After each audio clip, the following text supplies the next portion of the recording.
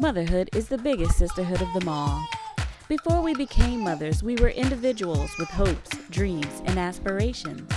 But sometimes, as mothers, we lose sight of ourselves through the hustle and bustle of everyday life.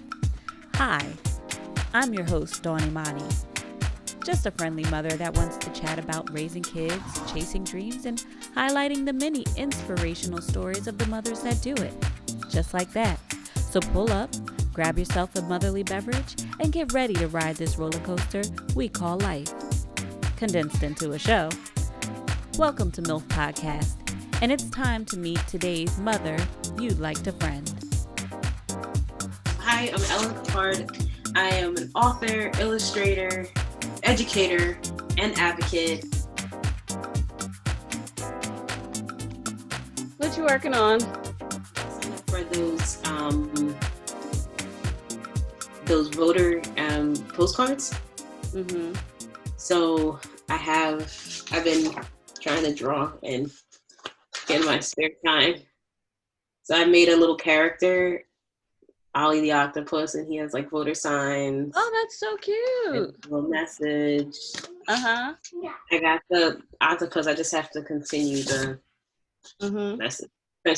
Making them from scratch. So. So you made all the octopuses?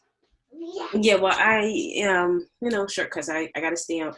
Oh, you got a stamp, yes. And then I draw on top of the stamp. So like the eyes are drawn in, the signs are drawn in, the name, and then the whole back is, recreated because it's nothing on the back at first, and then I add the message, and then I'll put in the address. So tell me a little bit about that program. Is that something that that's just something that you're doing kind of out of the kindness of your heart, or is it? Yeah. It's just, as a citizen, wanting to make sure I get the message out about the vote. This is a very important election, not just because of the presidential election, because we are selecting electoral candidates. We're selecting people for state Supreme Court and stuff like that. Like Ohio has 2 state Supreme Court justices that they're selecting. So I have 5 voters, and it's really important that they pick the right candidates, right? So kind of letting them know about their candidates and that they can vote early. And it's not about a party, but it's just getting people aware, because everybody knows about the presidential election, and I think people forget about there's levels, and like your state justices, you want the right people in, you want the right people for your electoral college. So yeah, it's something one of my teacher friends was doing it, and I was like, oh, that's cool. And she sent me Say hi, Luna. Hi. Say hello. Hello. Say Yeah, everybody better vote. Say vote. Look. There we go. Yes. About the babes, they say, right? Oh yeah. So I guess we'll get started. I love that. That was kind of, impromptu, but that was interesting what you were saying about your postcards and what you were doing, and that's like right on target with the environment today, what's going on. And I mean, obviously the election is coming up, and I really don't want to talk politics. I want to talk about you. And hold on for a second. Oh, time to turn up. Turn up now. Time to turn up. I really want to say thank you for You're welcome. being a guest on my very first episode of MYLF Podcast. Yes, the lighting and the angles. And I want you to just take a few minutes to introduce yourself. And I think a lot of people would really be interested in your art and some of the programs that you are a part of. And so I'm going to turn my mic off, and I'm going to give it away to you. All right, thank you. I am an author illustrator who's working on creating diverse stories. I have a background in graphic design, painting, photography, as well as experience as an educator. I've been teaching and mentoring young children and young adults for over a decade. And I currently teach at Charter School of Newcastle in Delaware here. I reside in Wilmington, Delaware, with my daughter, Sophia, who's 11. So Sophia is a child who has special needs.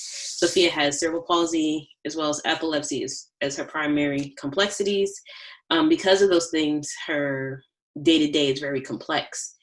And it takes a lot of effort to function on a daily basis. But we don't let that stop us from living a full life. We go to the theater, we go to the movies, we go shopping, we take walks, we go skating, we really I try my best to expand and explore regular life, like with my child, even if it's not the easiest. I'm working on creating more projects to share. So most of the things I do is just like with my child or with my class, but now I'm sharing it out more with the world. So I'm really trying to create stories that will share like the wonder of the imagination, so children can see themselves not like they normally do, especially for the students or not just students, but especially for children who are normally not the protagonist in the story, right? And representation is really important for children. So I want to make sure that these minority communities that normally do not see themselves are seen, that their voices are heard and their stories are told. That's one of the perks about being a teacher. You meet so many awesome kids and you're like, man, your dream is amazing, your story is amazing, and you want to share it with the world.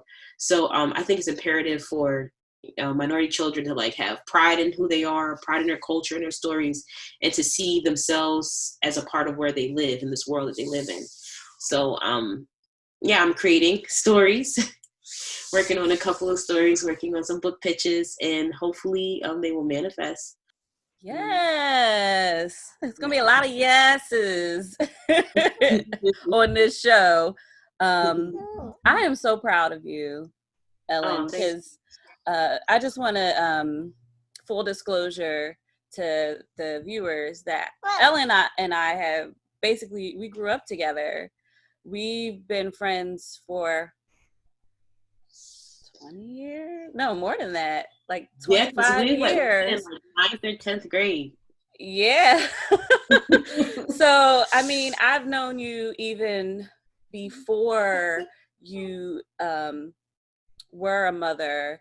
You knew me before, I was a mother. And so hot girl. Yeah, so we graduated gradually to our hot girl status, and then we moved into our motherhood status. Now we grown woman. Yeah. And to see that in you, and I mean, I've always known it. I feel like that's one reason why I gravitated towards you, because just how just smart you are, and you were even at in high school. You just seemed so ahead of your time. It's like you just were able to read people and to understand things that, understand us as kids, even if we didn't understand ourselves. And I think that was something that obviously followed through your into your adulthood. And I think that trait followed you through, and you're using that ability to be able to read people so well and use that in your art. And I think it speaks through your art. Yes. and Luna has something to say. Okay. No, not really, just when you were speaking.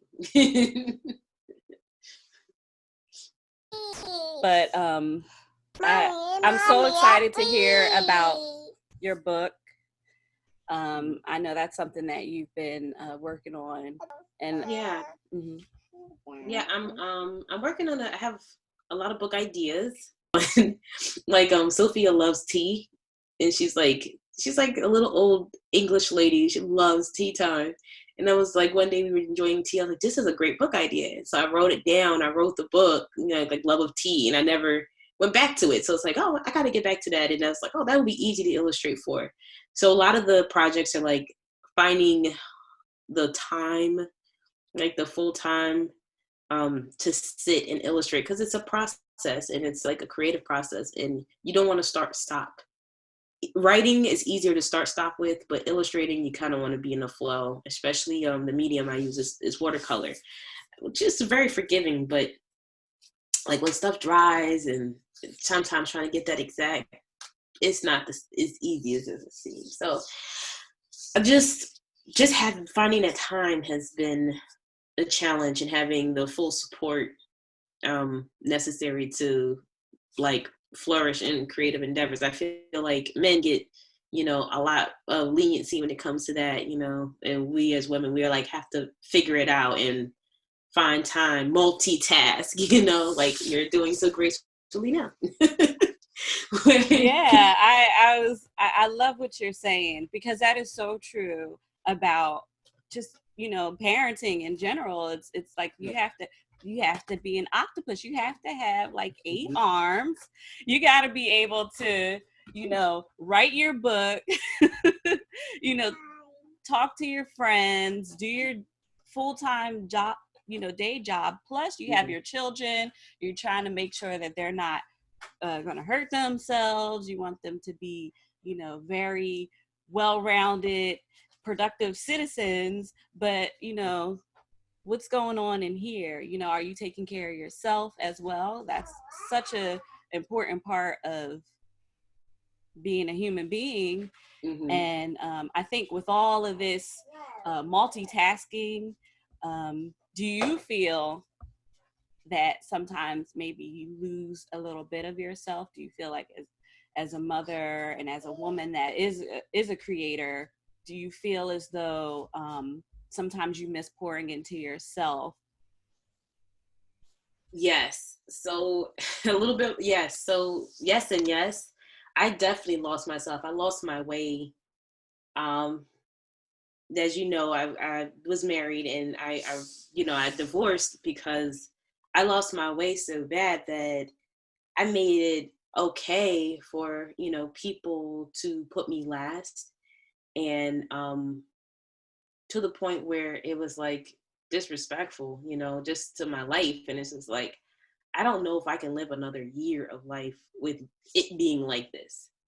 And when I had that conversation with myself and I had to look at things, and I went to my, then partner, was like, this is not working for me. This can't ever be it. How are we going to change it? And they were just like, I was like, you give me no choice, and that first step was very scary, because I knew I was coming from a place of deficit, emotional deficit and support deficit. And I really didn't know how I was going to build it up. I just had like an idea, like a little mustard seed of maybe what it would look like. But I had no idea what, single parenthood would be like for a mother, a child with special needs. I have family members and friends who were single moms, but no one like me. So it was a challenge to find myself again and to recreate what I wanted my identity to be, what I wanted my life to be, reorganizing things, reprioritizing things. And so I build a really strong self-care core so that I am always in alignment with myself, and I'm self-aware in the process of creating this new life, that I'm never back there again. Never ever to the point where you are so gone and so like you feel so lost. And it's a process now. I meditate daily. I journal daily. This is my inside plug. My one of my cousins, she made a journal, and this is like a journal for like if you are into the practice of journaling, because it's like it really breaks down like every day your affirmations, how are you feeling, what was great about the day, what did you accomplish, and what do you want to achieve for tomorrow, and then a reflection page. So this is like my goal for the last 30 days of 2020 is to fill this journal, which I'm confident I can do, because this is my first journal from 2020. And this is this is January to September. I don't play about my journal. I don't play about it. I'm like, I need to go write. I'll be right back. I mean, come on now. tried and true. Tested, tried and true. I know we used to journal back in the day. I used to journal back in the day. And before there was social media and cell phones, were you part of our little journal group? We used to have a little journal that we would pass around during the day. Like each friend would get it. I think we did. I feel like you so had, much. yeah, somebody has the journal.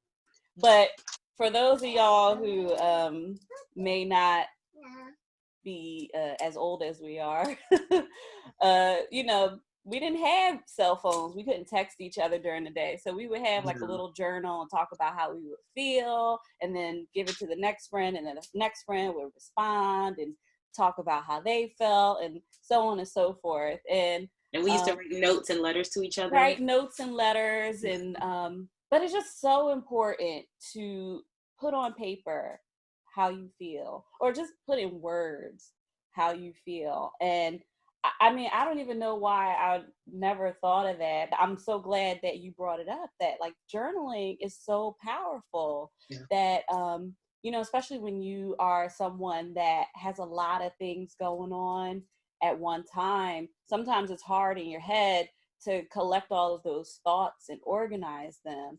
So journaling is like, oh my gosh, like, yes, Eureka. Do you feel like you use the journaling or is that a tool that helps you to keep your mind clear and keep your focus going? Or is it more something that's more like spiritual or maybe it's all both. of the above? Okay. It's Okay. both. And so you can have multiple journals for multiple things, which I do. I keep notebooks on me at all times. I keep journals for art. And one thing that I'm getting into the habit of now that I'm like, you know, getting into gallery spaces and creating like, you know, full pieces, especially I started making some abstract art. And so with abstraction, you want to, you know, put meaning with it and express it in a way. So like share it and with words so people understand. Everything is for their own interpretation, you know. Somebody could look at Mona Lisa and say, I see a smiling, ugly girl. And you're like, ooh, okay. Or it's the Mona Lisa, you know, whatever. Art is for your interpretation, but having that detailed explanation of what's going on in the painting really is helpful. No, everybody did not take color theory. Everybody did not know, you know, the meaning of your lines and the color choices that you have. So expressing it. We just get into the practice of not in a, we're normally used to like explaining ourselves like when you're in trouble or when you need something in an extreme, you know, getting to explain yourself or express like how you feel and what you're doing from a place of like affirmation is really empowering. I started really basic. Like I started sometimes like with, I had a gratitude journal that I started in 2014. It was like a really hard time in my marriage and with my life and, you know, my daughter being sick. She was having like 5 to 6 seizures a month. And I was just trying to hold on to anything to like this sucks. God, show me something good. And it would be like, you know, I'm, you know, the ticket man didn't give me a ticket today. You know, I got an extra pump of vanilla in my coffee, you know, little things. And then, you know, they started to get more meaningful. And then I stopped. I wasn't really consistent because it was a hard time. And I picked it up again in that same little book. And I remember reading back. And then I got an opportunity to finish the book in 2017. I this little tiny book. It took me forever to finish, but it felt so empowering. I just wrote 5 things I was grateful for every day. And then I was able to, the next year, that 2017, I filled the little book in a year. And then I filled the next book in 6 months. And so I grew, like, even, I've always practiced journaling, like you said, since college, but I grew into the intentions behind my journaling. And then I evolved my intentions. Now I have a journal. I have a journal for dreams and projection. That's like long-term goals. I always wrote like long-term goal letters to myself, but now I have a journal for it. And it's okay if things change and shift, but it's good to see it all there. I have a daily journal, which this is my 2nd year of filling 2 journals in a year. But now I give myself a goal, and I do, I give myself goals is 30 days of consistency times 3, because we have October, November, December left. So consistency, and this is such a focused journal. It's like, in the world of multitasking, this helps me get through things. And I'm learning, for me personally, multitasking is not effective for me. It's more effective for me to be present in what I'm doing now. Like right now, I'm talking with you, I'm doing the MYLF podcast. This is all I'm doing. I'm not doing this and doing that. And that's when we get in trouble, because, nothing is of quality anymore. And we are craving quality, we're craving that rich source. And it's like, when we look at the past, like, why was it so rich?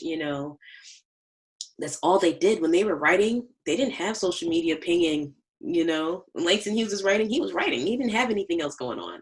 And even with our terms of motherhood, when people was like, oh, didn't our grandmothers didn't raise the kids like this? Like, because grandma had nothing but the children with her to raise. She had no other options. That was it. So really getting back into like giving your best effort, being 100% of your best self, giving your highest good in that moment, and using journal as a tool not only to guide you, but document your process. So like if you have to do it again, you can go to your journal and it's there. My gosh, you have dropped so many gems. You have dropped so many gems. I hope y'all are listening. The first thing that you said, starting small. Yeah. Oh my gosh, the power of starting small. Those little small victories. You definitely cannot miss those. You have to take advantage of how special those little things are. Those little things can ultimately save your life, Yes. Especially, in my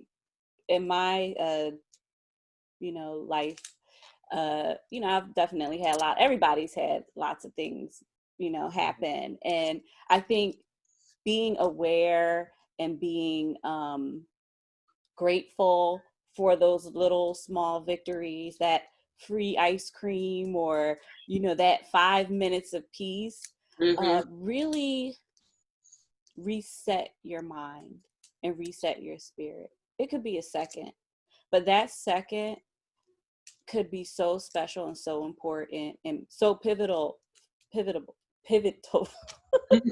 in your life. And I think, it's important to share, that sometimes it could be that simple, like, that one phone call, from your mom or from a good friend, is so important. And maybe in that moment we don't realize how it affected us, but in the long run, it's so important. And with the journaling, and I didn't know we were going to talk about journaling, but I feel like this could really help somebody, because when you document, and look, this is my journal. My page is busted. All my ideas are in here. But that's all that matters. If you have a central place that you can collect your ideas. It started with me if my journal wasn't even that big. It was like a small pocket gratitude journaling that got me got out of the bad place and into a good place. It could be a regular, I have those composition books. I have them all over. I booby trapped my house with composition books. And and I'll find different ones in different places. You want it to be your battle buddy. You want it to be with you, your ride or die. So like that is perfect, because clearly you take it with you. It's not, soft. It's, it's with you going to battle. Yes. And the thing about when you write down the ideas, it doesn't have an expiration date. Absolutely. And another thing that you mentioned was when you document in your journal or wherever, it could be even in your cell phone, you can go back. You can go back and look. You can go back and see how far you've come. And just like you said, putting in your dreams and your goals, there's no expiration date on those visions. MYLF podcast is one of those visions. I thought about this show about 2 years ago. I had gotten laid off from my job. I just had Luna, and I was ready to go back to work. And the day before I was set to go back in, my boss was like, "Oh, we lost the contract. You don't have to go in tomorrow," you know. But after I got off the phone with him, my first thought was, well, here's my chance. You know, I have spent so much time doing for others, and now I have, you know, at that time I thought, you know, 6 months to figure out where I'm going to be. Do I want to work and be in corporate, or do I want to be able to express myself? And yeah, you can do both, but you know, at this point in my time in my life, you know, that was what I was thinking. And that's where MYLF came, because it was birthed in that need for me to put out some creative energy and express myself. And it didn't turn into this until 2 years later, you know, after having another child, and after having you know, going through the pandemic. What happened was I went back into my journal, because I was feeling lost. I was feeling empty with being at home for so long and stuck inside and not reaching out and doing what I would normally do. I really got a sense of, man, what am I doing with my life? You know, I'm a mom, and that's beautiful, and I love my children, and they're great people, but what about me? You know? So I revisited those dreams and those things that I wrote 2 years prior, and in talking to you and encouragement from friends and family, I decided to pursue those goals. So what you're saying is absolutely true. There is no expiration date on those dreams and goals, and just do it.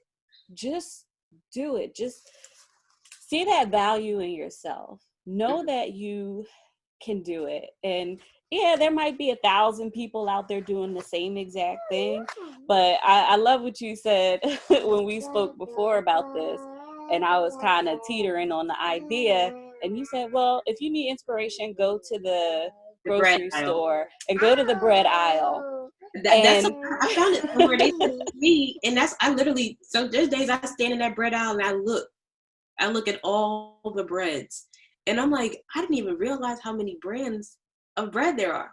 And then there's multiple for that. Like, if you want wheat bread, you got whole wheat, 12 grain wheat, multi-grain wheat, sweet wheat bread, honey wheat. Like, I'm like, that's sweet just wheat. But you know what? It's crazy, because when I go to the grocery store, I think about what I want. I might not want wheat bread that week. I might want potato bread. Or I might not have a lot of money that week, so I got to go with the family, the white loaf, you know, the enriched bleached flour bread that's 89 cents at ShopRite. Okay, this is the top of your but it's true, and I might want an artisan bread. I might want something. I definitely want some bread. I want some croissants. You know, there's it's so much. You know, imagine if that croissant maker was like, oh, there's already bread. I'm not going to make croissants. How sad the world would be right now. Thank you to whomever it was that didn't stop just because there were other options out there. So that is, you know, what I want for this show. So I'm speaking it into existence that, you know, that this show, if anything, will give other mothers, anybody, this show doesn't have to really pertain to mothers, but anybody can feel this, that don't stop what it is that you want to do just because, just because you're scared, or just because, you know, you think other people are doing it, so there's no space for you, because there is space for you. You know, God made you, and there's only one you, and that's the blessing right there. I take have that. this whole idea of divine ideas, and the way you know that it's a divine idea and not just like a brain fart or like you know it's divine because, like you said, divine ideas are timeless. Divine ideas are so simple, even though they may be so full at the same time. Divine ideas live in duality. Hey, Luna. And divine ideas are not just fulfilling for you, but they're fulfilling for others, because that's what God wants, I think, for all of us, is not just for us to live in service of each other. And you don't realize, like, doing a podcast for a young mother or even an older mother who's transitioning from a full house to an empty nest, this could be that spark that reminds them of their divine idea. You know, we're all reflections of each other, reflections of God's grace and goodness, and that divinity is in the things that we do. So if you're doing something in service of your creativity, yourself, it will only bless others. In reminding people, like, it doesn't have an expiration date. If it's divine, it already has abundance applied to it if it's divine. And it will bring joy and peace and happiness if it's divine. And you have to do nothing about it but just the work, like be in it, present it, and all the other things will manifest. Amen. Yeah. Ellen, I really, truly, from the bottom of my heart, want to thank you so much for just being my first guest on MYLF Podcast, being my friend for all these years, putting up with me, but just also, last but certainly not least, just sharing all of your wisdom, not all of your wisdom, but just even just that little glimmer of your wisdom with us today. And I pray that, you know, what you said today has inspired somebody. And Yes. Before we end, I really want you to reintroduce yourself again. Thank you. Right now, I'm currently a part of the Soul Firm has a exhibit called the Pendulum Swing here in Wilmington, Delaware. We are on exhibit until October 30th. There are ticketed times, for COVID. It's really a powerful exhibit. All the artists are Black, and all of our proceeds are 100% coming to us, the artists. It's the first the Wilmington has seen like this, and it's been so powerful. People have said and shown so much support for this.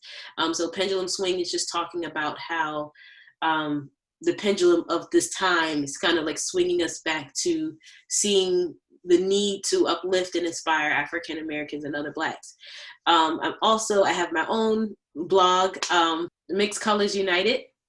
So if you go to blog posts, it's on WordPress, I'm sorry, Mixed Colors United, WordPress.com. I'm also working on, at the end of this year, creating my own 21-day journal and meditation guide.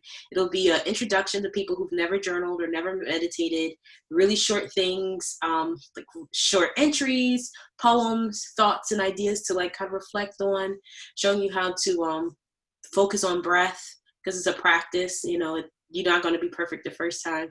And after 21 days, giving you support for your journey next. So you'll see that out in December. Also, I've partnered with Bees on Main Street. We have a charity sticker. For $1, you can purchase a one-of-a-kind unique artwork sticker. And the proceeds go to United Cerebral Palsy that runs a camp that really saved my sanity this summer.